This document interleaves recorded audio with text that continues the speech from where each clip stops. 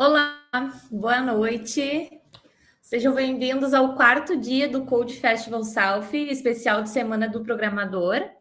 Estamos aqui hoje com Gleison Sampaio, que vai nos apresentar a talk Persistência Poliglota, SQL versus NoSQL.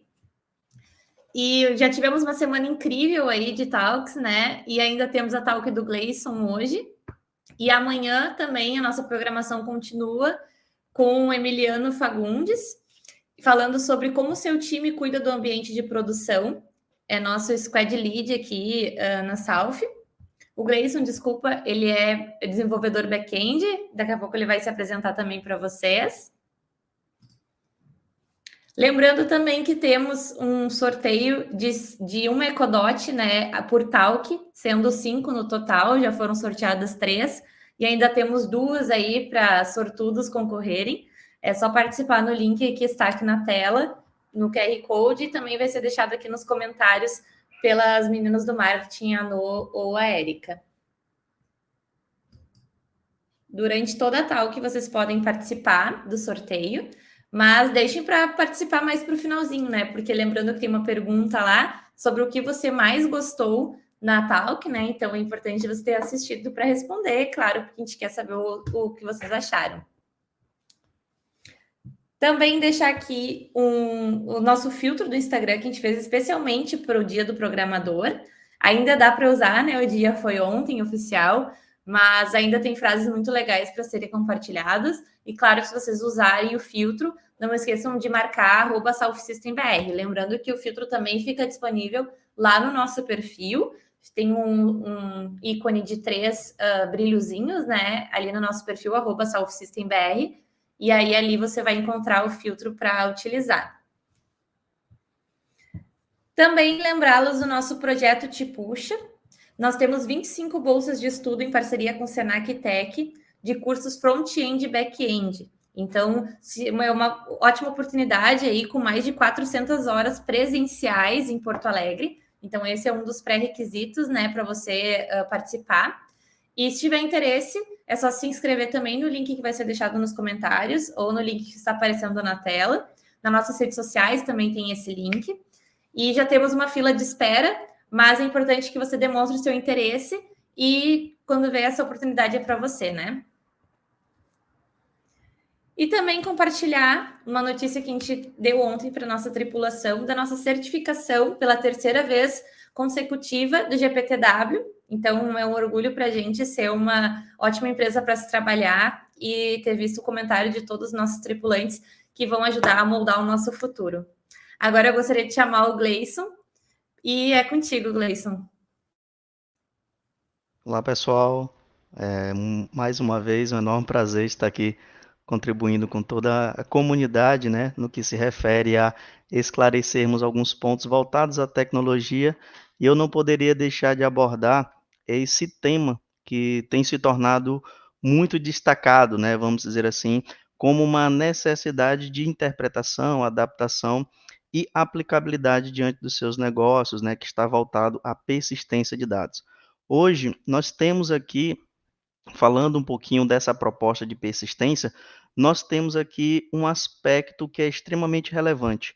Como essa nova abordagem vai trazer uma nova ótica, né, uma nova jornada no que se refere a como a gente gerencia os dados aqui em nossas aplicações. Como foi mencionado, eu sou o Gleison Sampaio, já estou com desenvolvimento de software há mais de 10 anos. Esse tema também tem um aspecto de ser novidade para mim, como experiência no meu cotidiano, então eu gostaria de trazer esse conhecimento que a gente vem adquirindo ao longo das nossas atribuições, tarefas e jornadas para essa nossa talk e levar vocês para um outro nível, né, de compreensão. Como foi mencionado, o que a gente tem que avaliar a partir de agora, pessoal, é que tudo gira em torno de persistência de dados. Então, antes mesmo de pensarmos em persistência poliglota, né, nós devemos compreender o que é persistência. E, principalmente, antes de tudo, precisamos conhecer os tipos de armazenamento disponíveis atualmente. Então, o que nós temos que, nesse primeiro momento, trazer como uma reflexão é por que que existe essa variedade, mas qual o impacto que isso vai trazer se a gente não conseguir ter uma adaptabilidade, né, uma aplicabilidade coerente em nossos projetos. Então, levem isso como uma reflexão inicial, tá? Uma grande característica em relação às definições de persistência como um todo, a gente tem duas óticas, né? Primeiramente, em ciência da computação, persistência se refere a características de um estado que sobrevive a um processo que o criou. Então, a gente está tirando aquela camada da volatilidade, né, da eliminação da informação ou do dado que foi armazenado. Então, a gente está aqui trazendo a capacidade de restaurar determinada informação. Quando a gente fala da persistência no aspecto de desenvolvimento de software, né, refere-se a qualquer forma de armazenamento de dados que for necessário para o teu sistema. Então, aqui a gente tem que entender que não é só uma questão de viés de banco de dados, vamos dizer assim, mas qualquer forma de você conseguir garantir os dados da sua aplicação, seja um CSV, seja um TXT, seja qualquer outro tipo de formato de armazenamento, isso é considerado uma persistência, tá? Seguindo, a gente vai trazer aqui um ponto que é extremamente relevante, que muitas das vezes pode passar despercebido diante dessa tua jornada de aderência às tecnologias e às alternativas disponíveis atualmente. Então, o que vocês têm que refletir a partir de agora, pessoal, é que independentemente de ser o SQL, né, o tradicional, ou essa nova abordagem do NoSQL, nós temos que considerar três aspectos que precisam viver em harmonia, que é a informação que nós disponibilizamos aos seus usuários, né, ou aos usuários, a performance e o processamento necessário para gerar essa informação e, consequentemente, a consistência da informação que a gente está disponibilizando aos nossos usuários. Então, independentemente da estratégia que você utilizar ou quais estratégias você adotar em seu projeto, você precisa garantir esse tipo de sinergia, né, no que se refere a essas características ou requisitos em suas aplicações. Também aqui a gente vai trazer características pontuais, porque se a gente fosse mencionar aqui as particularidades de cada uma dessas duas abordagens, iria estender um pouquinho aí essa nossa jornada. Mas o que a gente mapeou aqui nesse primeiro momento, pessoal, são características essenciais, extremamente relevantes para cada uma das abordagens, né? Então, elenquei algumas que são cruciais e que a gente recomenda que em um outro momento, em outro contexto, vocês explorem um pouquinho mais destes requisitos, tá? Então, quando a gente fala de um contexto relacional, né, de um banco de dados relacional, onde tem as suas características, uma da sua principal característica é uma estrutura rígida. Isso quer dizer o quê? Uma vez criando-se uma tabela, essa tabela vai ter uma estrutura rígida até que se haja uma modificação estrutural. Então, a gente não tem a liberdade de inserir dados de forma desestruturadas em uma concepção relacional. Conforme também foi mencionado, toda essa organização ou essa estrutura, ela é organizada por tabelas. Então, a gente tem em um banco de dados relacional um conjunto de tabelas que poderão ou não ter a necessidade de um outro aspecto, que são os seus respectivos relacionamentos, né? Então, uma outra característica aqui, pessoal, é que na concepção relacional, a gente tem a necessidade de dominar relacionamento entre essas tabelas, porque senão você pode ter uma incoerência da informação apresentada. Outro ponto extremamente relevante, que hoje é necessário mais do que nunca, né, diante desse aspecto das aplicações baseada em alta performance, em distribuição em multicamadas, entre outros requisitos, é garantir a integridade do dado processado. E essa integridade, ela é garantida, vamos dizer assim, através de um acrônimo que nós conhecemos como ACID. ACID são 4 características disponíveis em um banco de dados relacional para manter a consistência da informação. E aqui eu vou explorar só um pouquinho, né, de cada da finalidade, né, de cada uma dessas características, para que vocês possam ter mais um ponto de atenção e, consequentemente, explorar em outras plataformas, tá? Então, quando a gente fala do acrônimo ACID, a primeira letra A é de atomicidade. Esse é um dos aspectos mais delicados em relação à persistência de dados. E o que quer dizer atomicidade? Quer dizer que, em um contexto de persistência, o famoso insert ou update em um seu banco de dados, a gente precisa garantir que todas as modificações aconteçam, ou todas as iterações em uma transação ocorra de fato segura. Se alguma das instruções chegar a dar falha, todo o processo precisa ser desfeito ou descontinuado. Então, assim, o que a gente tem que avaliar é que na atomicidade, ou é tudo ou é nada. Então, imagina você salvar um cliente e nesse cliente também você precisa armazenar o endereço, mas na hora de salvar o endereço deu falha, mesmo numa tabela ou em outra circunstância, e aí você salvou um cliente sem endereço. Então, não faz sentido, né? Então, esse aspecto da atomicidade é para garantir a integridade do dado persistido. O outro aspecto é a consistência. Então, uma vez inserido aquele cliente não pode ser alterado de forma arbitrária. Tem que haver uma outra instrução, tá, que garanta que haverá esta modificação. Então, a consistência garanta que o dado não é manipulado de forma arbitrária, tá? Outro aspecto, o I, né, que é de isolamento. Então, quando a gente fala de aplicações com multiconcorrências, né, famosas threads, multiprocessamento, o banco de dados precisa garantir que todas as transações elas serão efetivadas de forma isolada. Então, eu estou criando um cliente e, simultaneamente, algum outro usuário está alterando uma outra informação e aquela informação prejudicou a transação anterior ou a iteração anterior. Então, a gente chama isso de isolamento. A gente não pode, uma transação não pode inferir em uma outra transação. E o principal, né, a durabilidade, vamos dizer assim, do dado, né, aquilo que a gente mencionou. Uma vez armazenado, ele precisa ter sua consistência e não pode ter volatilidade em relação à integridade de toda a transação disponível. Então, quando a gente pensa com essas características que um banco de dados vai além do armazenamento, nós, como desenvolvedores, começamos agora a ter uma outra ótica e nos preocupamos com outros requisitos, tá? Um outro ponto extremamente relevante em relação a banco de dados relacional e também o não relacional é a capacidade de você interagir com o banco de dados, literalmente conversar com o banco de dados. E quando a gente conversa com o banco de dados, a gente usa uma linguagem.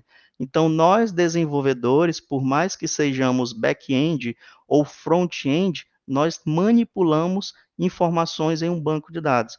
Então, em algum momento, você terá que adquirir essas habilidades de iteração, de conversação. E nada melhor do que dominar a instrução SQL para banco de dados relacional e as respectivas camadas de conversação para a concepção no relacional, tá? Então, isso é extremamente relevante, pessoal. Nós, como desenvolvedor, ter um domínio mínimo, né? Vamos dizer assim, no que se refere à iteração em um banco de dados através da linguagem SQL, tá? Quando a gente fala de um requisito de baixo desempenho na leitura, eu até trouxe aqui como um ponto de asterisco, né? Quando a gente tem essa preocupação de cuidar da integridade da nossa tabela, um modelo bem estruturado, né? As inserções e transações bem definidas, a gente mitiga, né? Diminui os riscos de ter desempenho, baixo desempenho na leitura, na obtenção dos nossos registros. Mas também é nossa responsabilidade no sentido de, poxa, não adianta eu colocar processadores robustos, servidores caros, né, serviço na nuvem, se o meu banco de dados ele não tem uma estrutura relevante. Então, vocês precisam entender que o desempenho, ele também é uma consequência de como vocês cuidam do banco de dados que são utilizados em seus projetos, né? Eu sempre menciono que hoje, com essa adesão ao perfil full stack, né, o de profissional que faz toda a cadeia de desenvolvimento, às vezes deixamos de nos preocupar com aquilo que é mais relevante. Será se existe um profissional dentro da instituição que ele tem esse papel de avaliar toda essa estruturação que você, como desenvolvedor, adquiriu para realizar a tua entrega, né, a tua feature ou o teu desenvolvimento. Então, muito cuidado quando vocês estiverem nessa abordagem que tenha-se ausência de um profissional com essa finalidade, porque isso pode trazer alguns riscos que o principal seria o baixo desempenho na sua aplicação. Então, esse é o meu ponto de atenção em relação a essa característica, né, a esse estereótipo que foi criado que os bancos de dados relacional, eles estão sendo substituídos pelo não relacional por uma questão de performance, mas tudo está relacionado ao nosso perfil no sentido de aplicar esses conceitos independentemente da abordagem sugerida ou utilizada, tá? Nesse aspecto dos relacionais, como foi mencionado, nós também temos características do NoSQL, né? Uma das grandes características é a possibilidade da gente ter uma volatilidade estrutural. O que isso quer dizer? Não virou agora um aspecto de você não se preocupar com a estrutura básica dos seus dados, né? O aspecto do semi-estruturado é que você tem outras alternativas a ser seguidas, tá? Que é o que a gente vai apresentar. Então, não pensem que o NoSQL não tem assim uma sensação de estrutura. A gente continua com essa responsabilidade, mas desfrutamos do benefício de adequar o nosso negócio. Quando a gente fala de particionamento, é que a gente consegue distribuir o nosso banco de dados de uma forma no aspecto de infraestrutura. Então, muitas das vezes você pode ter um servidor que tem uma determinada partição que está relacionada a uma parte da tua aplicação, em outro servidor, por uma outra razão, você consegue fazer essa distribuição e, consequentemente, no final, manter a informação consistente. Então, essa é uma das características também do banco de dados não relacional, né, ou NoSQL. Modelos estratégicos, foi o que eu mencionei para vocês, pessoal. Não é pelo fato de ser flexível que a gente não tenha que definir um modelo estratégico. E esse modelo estratégico está baseado em como você interpreta os requisitos da tua aplicação. Então é importante ter esta consciência independentemente, né, da sua abordagem. E um contra, né, ou o outro lado em relação ao rapidez na consulta é uma reflexão em relação ao desempenho na leitura dos relacionais. Então, assim, você só vai conseguir adquirir essa rapidez na consulta se você atender a esses requisitos que foram mencionados agora há pouco, né? Ter interação com o teu negócio, conhecer domínios baseados em orientação a objetos, que muitas das vezes a gente utiliza, domínios relacionados à infraestrutura, né, que muitas das vezes a gente também precisa se preocupar, como é que está a infraestrutura dentro do meu projeto, eu consigo ter um aporte financeiro para poder ter servidores mais robustos, ou eu vou conseguir fazer ou eu vou ter a necessidade de adequar o meu projeto de acordo com a minha infraestrutura, o recurso financeiro. Então, tudo isso deve também ser levado em conta diante dessas abordagens apresentadas, tá? Então, depois desse lado conceitual, a gente vai conhecer mais características em relação aos modelos, né? Então, como foi mencionado, hoje em dia qualquer pessoa, né, que atua como desenvolvimento, está ingressando na comunidade como entusiasta ou está fazendo a sua faculdade, já teve algum tipo de vivência na concepção relacional. Então, é muito comum a gente ainda manter essa necessidade de interpretação e aderência. Mas hoje, na concepção não relacional, nós temos outras abordagens para finalidades específicas, né? E as mais comuns que a gente consegue destacar nesse primeiro momento são 4 modelos adicionais que a gente consegue aplicar na concepção não relacional, que são os baseados em colunas, são os baseados em chave-valor, documentos e grafos, tá? Então, temos 4 abordagens iniciais para você buscar, né, para vocês interpretarem e ver a aderência desses outros modelos que irão muitas das vezes, complementar a tua modelagem numa concepção relacional, tá? E aqui a gente gostaria de trazer, como foi mencionado, alguns outros pontos que são extremamente relevantes para que a gente consiga manter, né, vamos dizer assim, essa questão da aderência de cada um dos modelos. Como eu mencionei para vocês, muitas das vezes, dependendo do escopo do teu projeto, de como ele está sendo desenvolvido e depois de implantado, surgem alguns requisitos que irão necessitar de algumas adaptações para melhorar ou manter o desempenho na sua aplicação. Então, quando a gente fala na concepção relacional, a gente costuma falar muito sobre a concepção de índices, né? Que índices são fatores para melhorar a distribuição das informações de forma particionada para que você consiga obter melhores desempenhos e resultados na sua aplicação. Mas muito cuidado, pessoal, como eu poderia dizer, em entupir, né, vamos dizer assim, ou usar exaustivamente essa estratégia, acreditando que pode ser uma solução. Então, sempre a gente tem que avaliar que todas essas alternativas elas poderão oferecer algum tipo de impacto diante da sua aplicação. Então, quando a gente fala dessa necessidade da alta performance, a gente também tem estratégias de otimização dessas consultas, né? A gente tem ferramentas de métricas, entre outros, que o próprio banco de dados relacional nos oferece. Mas como foi mencionado, né? Se você não modelou muito bem o teu banco, né, as tuas tabelas baseadas no teu negócio, e você vai precisar constantemente fazer otimização nessas consultas, você vai ter um alto custo de recursos ou de um profissional que constantemente terá que fazer esse trabalho. Então, é muito, muito cuidado em também acreditar, né, ou dizer o seguinte, eu não me preocupei no início e agora eu tenho como melhorar essas consultas constantemente ou colocar mais poder de processamento em minhas máquinas. Então, muito cuidado em relação a essas abordagens, né, essas estratégias. E cache na aplicação.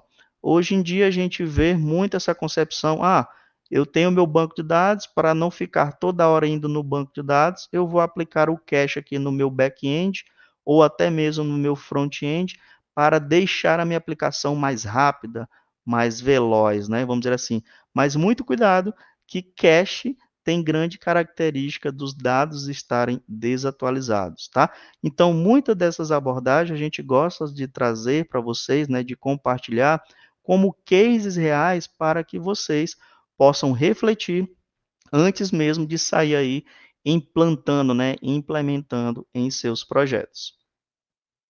Em seguida, a gente gostaria de reforçar, né, que, como foi mencionado, hoje em dia a gente tem um leque de variedades de banco de dados, de aplicabilidades e contextos, né, diante do avanço da tecnologia no que se refere à persistência. Mas o que a gente tem que avaliar, pessoal, é que o banco de dados relacional ele vai ser um banco de dados de continuidade, né? Acredito eu que nunca a gente vai ter uma aplicação sem um envolvimento de uma pontinha de um banco de dados relacional por questões de óbvias, né, em relação à integridade, à segurança e à garantia das informações que são processadas constantemente, né? Tenho até aqui uma reflexão de Kingmakers, né, que da perspectiva de desenvolvimento de aplicações, banco de dados relacionais são a resposta, independentemente da pergunta. O que isso quer dizer? É muito difícil projetos corporativos, projetos que têm uma certa comprometimento com entrega, ele começar numa concepção não relacional. Já foi feito um trabalho, uma pesquisa, né, que todo projeto, ao iniciar sua constituição, começa com o modelo relacional e dependendo dos feelings, né, dos feedbacks que você vai tendo com o projeto, com a experiência do usuário e com o engajamento do time, algumas funcionalidades elas vão sendo transferidas gradativamente para cada uma das abordagens apresentadas, né, dessas alternativas dos bancos de dados, tá? Então, uma reflexão agora, né, para os entusiastas de banco de dados NoSQL, né, que agora já instala o MongoDB, já coloca um Kafka, já coloca entre outros, né, muito cuidado em já começar com essa concepção, tá? Então, não que isso seja uma eliminatória, mas muito cuidado com essa abordagem logo de início, tá bom? E aqui a gente tem as ferramentas, as alternativas mais utilizadas no mercado. Temos as alternativas open source e temos as alternativas pagas que são utilizadas no ambiente corporativo, e nós, como desenvolvedores, precisamos conhecer as particularidades de cada uma delas, porque o ambiente corporativo, né, pode nos solicitar que a gente tenha familiaridade com qualquer uma delas, tá? Em seguida, né, como foi mencionado, sempre em grandes projetos a gente começa com um banco de dados relacional. Por quê? Porque hoje a comunidade nasce, né? Quem trabalha com persistência nasce numa concepção relacional. Então, logo a gente tem muita mão de obra disponível e não a alto custo, né? Porque muitas das vezes, para você ter a necessidade de aplicar uma nova concepção a nível de projeto, o custo pode ser um pouco mais alto mediante a indisponibilidade de profissionais para a devida implementação. E aqui, né, falando dessa nova geração dos não relacionais, a gente tem essas características que foram mencionadas, que eu gosto sempre de reforçar, né? Temos sim uma concepção não relacional, mas não que não exija uma certa estruturação. Como foi mencionado também, essa concepção não relacional consegue nos trazer a possibilidade de distribuir, né, a nossa aplicação de uma forma vertical, né? No caso, eu posso distribuir aqui em várias máquinas, não necessariamente ter uma única máquina parruda que tenha que suprir todas as requisições. A gente consegue escalar, né, essa estruturação de bancos de dados, né, no relacional. Por quê? Por causa dessa flexibilidade que a gente tem da distribuição, né, das nossas aplicações em relação a toda a cadeia, né, no que se refere ao armazenamento. Então, a gente consegue fazer escalar, né, distribuir um poder de processamento em um recurso, colocar uma tabela, vamos dizer assim, com outras características e assim por diante. E o principal, né, sabemos que a proposta inicial do NoSQL não é inicialmente substituir o relacional, mas sim complementar o modelo relacional, tá? E aqui nós temos, como foi mencionado, nós temos alternativas para todos os gostos, no sentido de para todos os cenários, para todas as possíveis abordagens diante da tua aplicação. Então, os mais comuns, como foi mencionado, nós temos o modelo de documento, que é o mais difundido na comunidade, né? Quem não está estudando MongoDB, quem não está estudando banco de dados NoSQL baseado a documentos. Então, a gente tem aqui o modelo mais comum, né, que a gente utiliza, o baseado em documentos. Também temos o modelo de chave-valor, que ele garante uma performance um pouco mais considerável quando você já tem um índice, né, você já tem uma características de consulta, tá, desta informação. A gente também tem os modelos baseados a grafos, que são esses utilizados hoje em meios de comunidades, redes sociais, entre outros, que eles conseguem fazer interligações entre essas informações através, né, de links, vamos dizer assim, e também temos o de colunas, que ele consegue trazer uma desestruturação dos nossos dados com uma ótica de gerar informações massivas. O que isso quer dizer? As famosas funções de agregação. Por exemplo, eu preciso saber o total das vendas do mês, eu preciso saber a quantidade de habitantes de uma determinada região.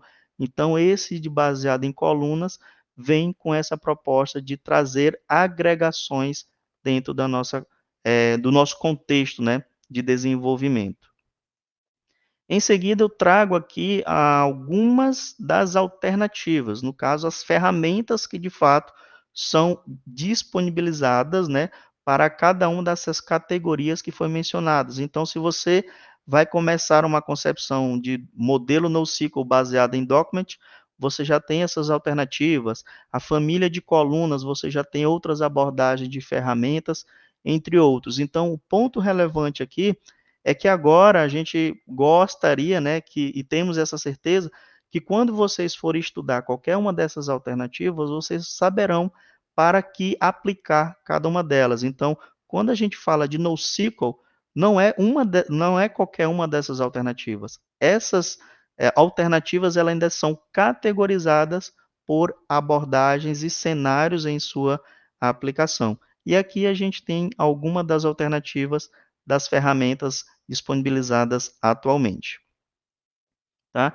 É importante, né, pessoal, a gente entender terminologia, nomenclatura, né, até mesmo para a gente conseguir ter uma sinergia ou de migração, de inicialização, né, ou iteração com outros desenvolvedores ou outra abordagem, né? Então aqui a gente trouxe esse depara, vamos dizer assim, entre nomenclatura utilizada em um modelo relacional, né, o SQL, para o domínio NoSQL. Então, a gente costuma utilizar ou identificar alguns dos elementos no banco de dados, né, através dessas nomenclaturas, que a gente tem tabelas, que as tabelas terão colunas, que as colunas terão linhas, que as tabelas precisarão ter uma chave primária e trabalhamos com uma matriz de dados. Na concepção no relacional, a gente tem umas outras abordagens que representa a mesma característica dos elementos envolvidos. Então, para uma tabela no relacional, a gente tem coleções ou bucket de dados para o NoSQL, né? As linhas poderão ser considerados documentos ou itens em algum momento. As colunas, campo ou atributo. A chave primária vai ser o Object ID ou o ID do documento, e matriz no SQL, muitas das vezes, né, é interpretado como uma lista. Então, é muito bom a gente ter essa visão, né, com essa ótica, que muitas das terminologias, expressões, muitas das vezes, né, representarão o mesmo elemento no contexto de banco de dados. E aqui eu trouxe um cenário, né, para que vocês possam consolidar toda essa abordagem, né? Poxa, qual contexto mais conveniente para eu aplicar aquele modelo de banco de dados? Ou aquele modelo de banco de dados vai estar aderente, né, de uma forma mais coerente para qual contexto, né? Então eu trouxe aqui um cenário para a gente refletir, né, e vocês chegarem às suas próprias conclusões, né? Como eu sempre gosto de destacar, pessoal, qualquer abordagem de tecnologia, programação, desenvolvimento que você quer adquirir o know-how, o conhecimento, você sempre tem que trazer um contexto real. Esse contexto tem que estar muito familiarizado com o teu dia a dia. Não precisa ser algo mirabolante. Seja uma agenda, seja um controle de amigos, seja um sistema de frete que você quer desenvolver, essa é uma abordagem sensata para que você possa explorar os recursos de tecnologia. E como eu gosto muito do aspecto da educação, eu trouxe aqui uma jornada que a gente fosse desenvolver funcionalidades para uma plataforma escolar. Então, o primeiro requisito diz o seguinte, que a nossa escola, com o intuito de proporcionar o melhor corpo de docentes, está realizando um processo seletivo para que esses especialistas se candidatarem, né, ou se candidatem as vagas de professores. Então, nessa concepção, como a gente precisa ter a flexibilidade estrutural dos registros que serão disponibilizados, por exemplo, um professor tem uma graduação, o outro tem um mestrado, o outro já teve outras experiências profissionais, né? Já teve experiência no exterior e assim por diante. Então, vocês veem que é uma necessidade de uma estrutura flexível. E a gente viu que uma estrutura flexível a gente poderia usar baseado em documentos, né? Porque o Mongo ali, o baseado em documento, ele te dá essa flexibilidade dos atributos. Então, cada professor poderá ter características diferentes uma das outras, mas todos serão registros de professores, né? O corpo docente, tá? No outro aspecto, para apresentar os dados das aulas em tempo real e de forma transparente, informações como presença, boletim escolar e premiações deverão ser visualizadas de forma instantânea através da matrícula do aluno. Então, quando vocês começam a perceber que existe um índice, que existe uma chave, né, um identificador, a matrícula do aluno, já submete à necessidade de trabalhar com um banco de dados baseado em mapa, né, que a gente consiga ali trazer de forma imediata, através de um índice, uma determinada informação. Em seguida, nós temos aqui mais dois cenários. O administrativo da escola decidiu oferecer o serviço de transporte escolar em parceria com uma empresa de locação, né, as famosas peruas, né, da cidade onde precisarão ter o deslocamento desses alunos. Então, imagina que neste cenário, onde a gente precisa preocupar em pontos, né, de ligação, falando de geolocalização, né, as famosas rotas, a gente já submete a necessidade de implementar um modelo baseado em gráfico, né? Poxa, qual seria a melhor rota para eu poder sugerir para o motorista coletar os alunos da minha escola de forma mais econômica, né? E otimizando o tempo necessário para esse percurso. Então, vocês veem que uma funcionalidade pode ter a necessidade dela por si só ter o seu contexto isolado de persistência, né? E de armazenamento. E por fim, chegou o tão esperado fim do ano letivo, onde cada aluno ou responsável legal gostaria de obter o desempenho em forma das notas anuais, onde cada linha representará o aluno com um conjunto de atributos que representam as médias e suas notas finais. Então aqui vocês começam a perceber que a gente não vai precisar obter todo o engajamento do aluno ao longo do ano. A gente só vai precisar de 4 parâmetros, que são as 4 notas e a média final para decidir se ele foi aprovado ou não, né? Em sua preferência, todos aprovados. Então aqui a gente conseguiria encaixar um outro modelo, né, para que através de um processamento, de um armazenamento, a gente conseguisse transferir só os dados sintetizados para um outro modelo e apresentar aos nossos integrantes, né, da aplicação. Então, vocês começaram a perceber que este ecossistema do modelo relacional e não relacional, ele mantém essa sinergia. Então, não é um aspecto eliminatório. Precisa ter uma aderência, um estudo, né, e, consequentemente, uma aplicabilidade ao seu negócio. E, por fim, a gente traz aqui, né, e esta rede de alunos? Qual seria um modelo mais aplicado para esta nossa concepção de armazenamento, tá?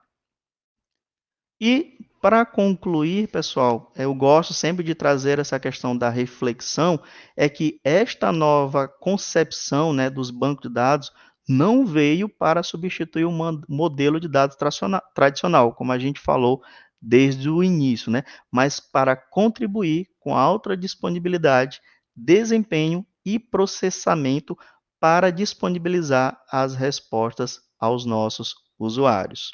Tá? A gente gostaria também, antes de concluir, de mencionar uma referência que foi todo o embasamento dessa nossa apresentação e algumas outras pesquisas que eu assisti há um tempo atrás, esse tema, né, sobre persistência poliglota com Java, né, a nossa linguagem que a gente utiliza com frequência, mas do case da Elo7, onde está disponível ainda no site da QCOM.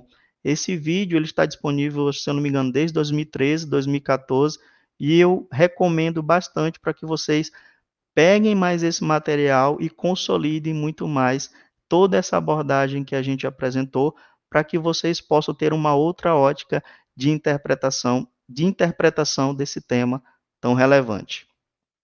E, mais uma vez, muito obrigado a todos.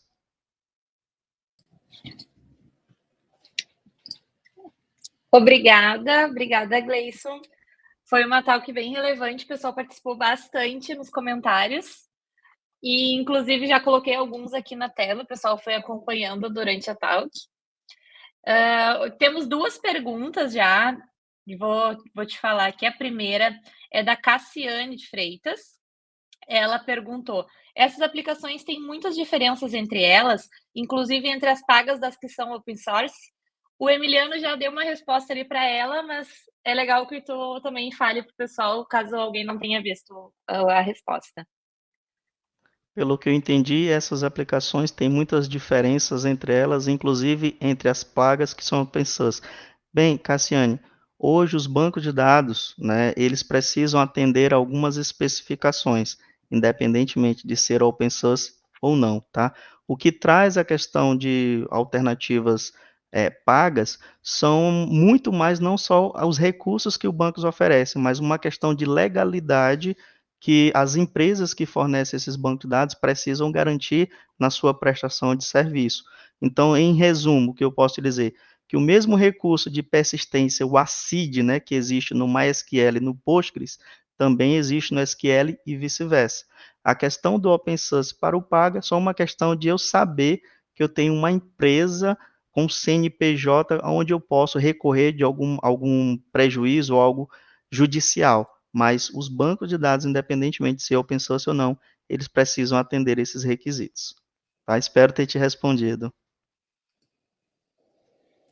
Ótimo. Temos uma pergunta também do Oséias Costa.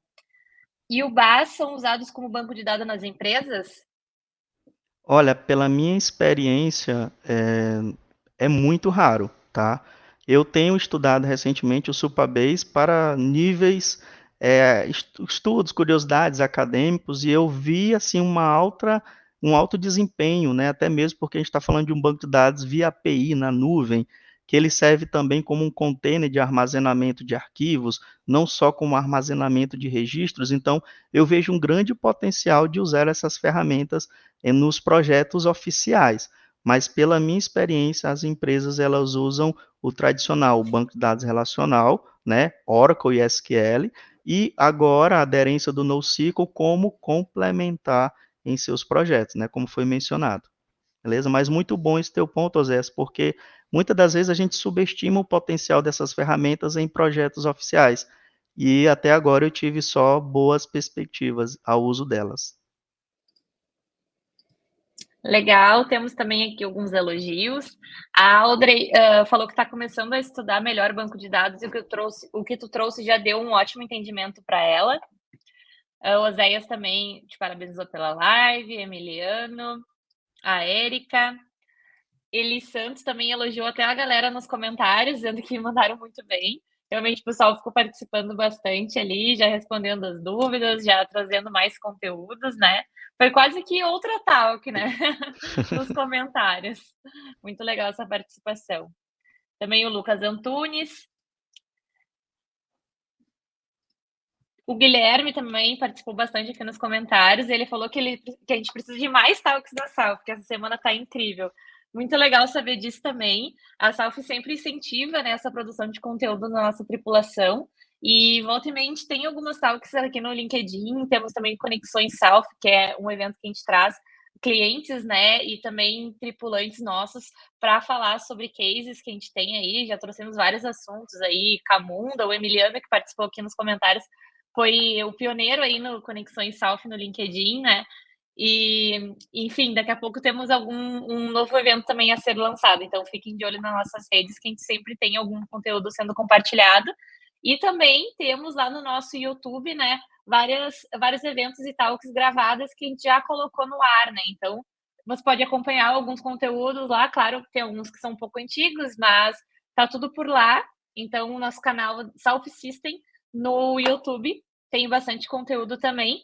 E temos o nosso Threadcast, que é o nosso podcast da Salf, que também falamos de temas de tecnologia, trazemos convidados externos e também tem o pessoal da Salf que fala. Então, convido a todos vocês para verem todos os nossos conteúdos. Patrícia que deixou o link do vídeo para assistir, um vídeo que tu indicou. Pessoal que quiser já clicar e salvar. Cassiane também elogiou. E aqui o Thiago Secom tem uma dúvida. Ao utilizar diferentes abordagens para o mesmo sistema, como lidar com o fato de as informações serem duplicadas em diferentes lugares, com diferentes representações, levando, por exemplo, a inconsistências? Tiago, essa é uma dos questionamentos mais relevantes quando a gente vai usar essa abordagem, né, de multibanco de dados. Até mesmo em um banco de dados relacional tradicional, tá? É importante a gente garantir que a informação ela vai ser processada e ela precisa ser consistente, ela precisa ser coerente, independentemente de usar um ou inúmeros modelos, tá? Quanto se refere a equilíbrio entre relacional e não relacional, o teu banco não relacional, ele é aquele cara exclusivo. Eu só tenho um João, eu só tenho uma Maria. muitas das vezes o João e a Maria poderá ser replicado para outros contextos. Quantas vezes o João é repetido de acordo com as suas vendas em meu sistema? Ali eu posso ter 100 João na concepção no relacional, por exemplo. Então, a resposta que eu te dou é: um banco de dados precisa garantir essa consistência. Só pode haver um João, só pode haver uma Maria, só pode haver um endereço com um determinado código postal. Então, isso também traz a gente no aspecto de como as informações são persistidas, como a gente traz a segurança no momento da transação a ser realizada, tá, Tiago? Então, é muito bom esse aspecto que você mencionou. Devemos nos preocupar, além das tecnologias utilizadas, na consistência do dado ao ser processado. Beleza?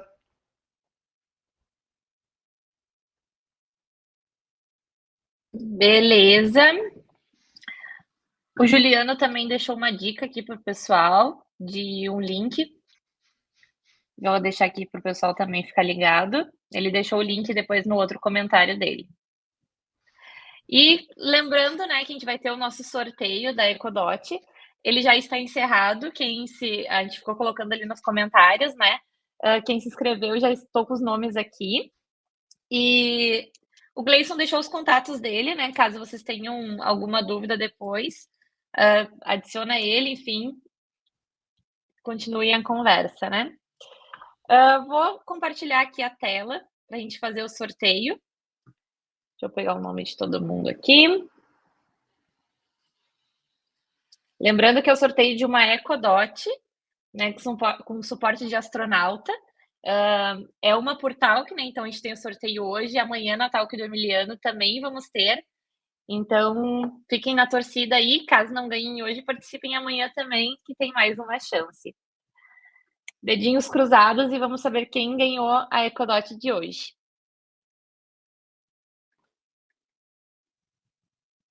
Lucas Lemos Antunes. Parabéns, Lucas. Entraremos em contato contigo por e-mail para ver os dados para te enviar a Ecodot. Sortudo de hoje, né? Mas as chances continuam amanhã.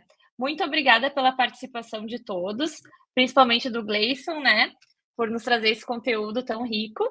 E muito obrigada por participarem de toda essa semana. Uma boa noite e tchau, tchau. Tchau, tchau, pessoal. Boa semana.